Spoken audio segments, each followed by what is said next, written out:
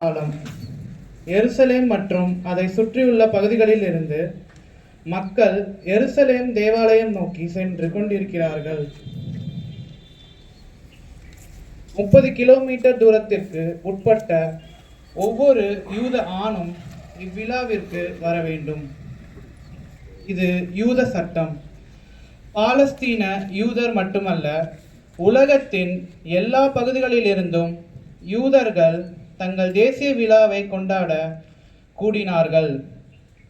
பல்வேறு எதிர்பார்ப்புகளோடு மக்கள் கூடிக்கொண்டிருக்க இயேசுவும் எருசலேமிற்கு பயணிக்கிறார். ஆண்டாண்டுகளாக அந்நிய நாட்டில் அரசர்களுக்கு அடிமைப்பட்டு கிடந்த மக்கள் தங்களை பாவத்திலிருந்தும் அடிமை வாழ்விலிருந்தும் மீட்கப் போகின்ற ஆண்டவரை பார்த்து ஒலிவ கிளைகளை கையிலேந்தி, தாவீதின் மகனே, ஆண்டவரே, எங்களை மீட்டருளும், ஓசன்னா, ஆண்டவரே வெற்றி தாரும் என்று ஆரவாரம் முழங்க வெற்றி ஆர்ப்பரிப்போடு எருசலேம் நுழைந்ததை இன்று நாம் கொண்டாடுகிறோம்.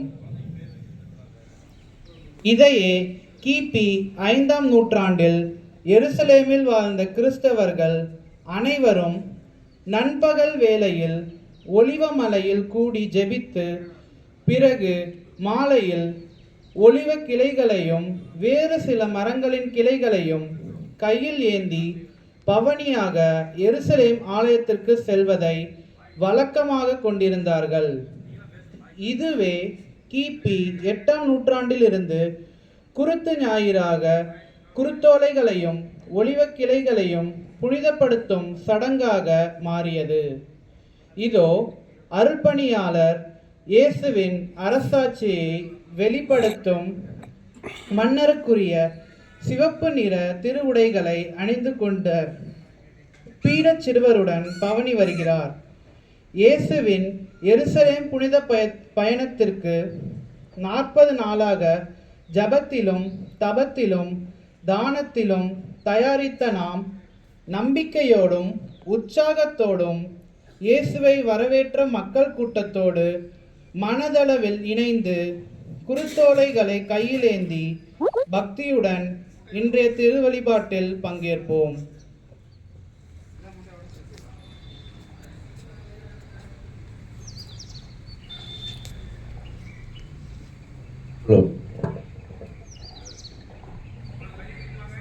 தாவீதின் மகனுக்கு ஓசானா, ஆண்டவர் பெயரால் வருகிறவர், ஆசி நிரம்ப பெற்றவரே, இஸ்ராயேலின் பேரரசே, உன்னதங்களிலே ஓசானா, உன்னதங்களிலே ஓசானா. தந்தை மகன் தூயாவியாரின் பெயராலே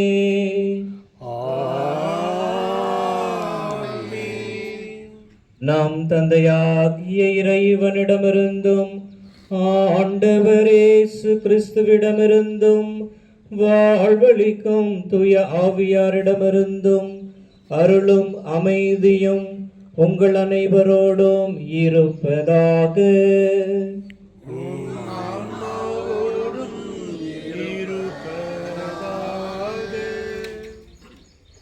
அன்புமிக்க சகோதர சகோதரிகளே, தவகால தொடக்கத்திலிருந்தே தவ முயற்சிகளாலும் பிறரன்பு பணிகளாலும் நம் இதயங்களை தயாரித்த பின் இன்று நாம் ஒன்று கூடியுள்ளோம். இதனால் நம் ஆண்டவருடைய பாஸ்கா மறை நிகழ்வை, அதாவது ஆண்டவருடைய திருப்பாடுகளையும் உயிர்ப்பையும் உலகளாவிய திரு அவையோடு சேர்ந்து அறிவிக்கின்றோம். இப்பாஸ்கா மறை நிகழ்வை நிறைவேற்றவே அவர் தம் நகரான எருசலேமுக்குள் நுழைந்தார். எனவே மீட்பு அளிக்கும் இந்த நுழைவை நாம் முழு நம்பிக்கையுடனும் இறைப்பற்றுடனும் நினைவில் கொண்டு ஆண்டவரை பின் செல்வோம். அவருடைய அருளினால் சிலுவையின் பங்கேற்பாளர்களாக மாறி அவருடைய உயிர்ப்பிலும் வாழ்விலும் நாம் பங்கு பெறுவோமாக.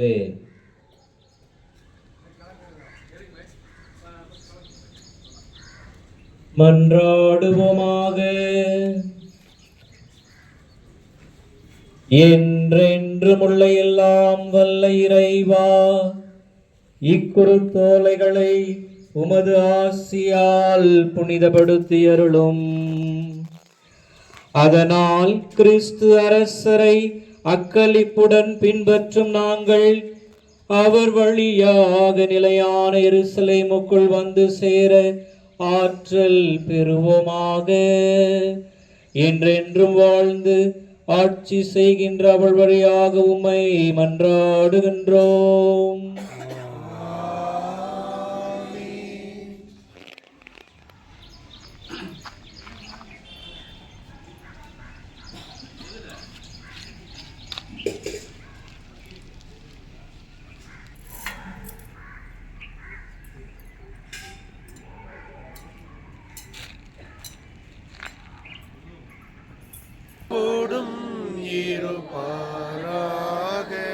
தூய லூக்கா எழுதிய நற்செய்தியிலிருந்து வாசகம்.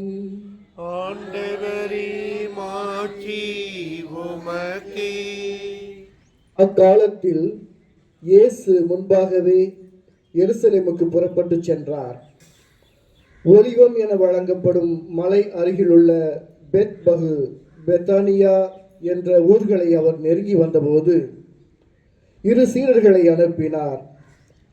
அப்போது அவர் அவர்களிடம், எதிரே இருக்கும் ஊருக்குள் போங்கள். அதில் நுழைந்ததும் இதுவரை யாரும் அமராத ஒரு கழுதை குட்டி கட்டி வைத்திருப்பதை காண்பீர்கள். அதை அவிழ்த்து கொண்டு வாருங்கள். யாராவது உங்களிடம் ஏன் அவிழ்க்கிறீர்கள் என்று கேட்டால், இது ஆண்டவருக்கு தேவை என சொல்லுங்கள் என்றார். அனுப்பப்பட்டவர்கள் சென்று அவர் தங்களுக்கு சொன்னவாறே அதற்கு அவர்கள், இது ஆண்டவருக்கு தேவை என்றார்கள். பின்பு அதை இயேசுவிடம் ஓட்டி வந்தார்கள். அக்கழுதையின் மேல் தங்கள் மேலுடைகளை போட்டு இயேசுவை அதன் மேல் ஏறச் செய்தார்கள். அவர் போய்க் கொண்டிருந்த போது அவர்கள் தங்கள் மேலுடைகளை வழியில் விரித்து கொண்டே சென்றார்கள். இயேசு ஒலிவமலை சரிவை நெருங்கினார். அப்போது திரண்டிருந்த சீடர் அனைவரும் தாங்கள் கண்ட அனைத்து வல்ல செயல்களுக்காகவும் உரத்த குரலில் மகிழ்ச்சியோடு கடவுளை புகழத் தொடங்கினார்கள். ஆண்டவர் பெயரால் அரசராய் வருகிறவர் ஆசி பெற்றவர், விண்ணகத்தில் அமைதியும் மாட்சியும் உண்டாகுக என்றனர். அப்போது கூட்டத்தில் இருந்த பரிசேயர்களுள் சிலர் அவரை நோக்கி, போதகரே, உம் சீடர்களை கடிந்து கொள்ளும் என்றனர். அதற்கு அவர் மறுமொழியாக, இவர்கள் பேசாதிருந்தால் கற்களே கத்தும் என நான் உங்களுக்கு சொல்கிறேன் என்றார். ஆண்டவரின் அருள்வாக்கு.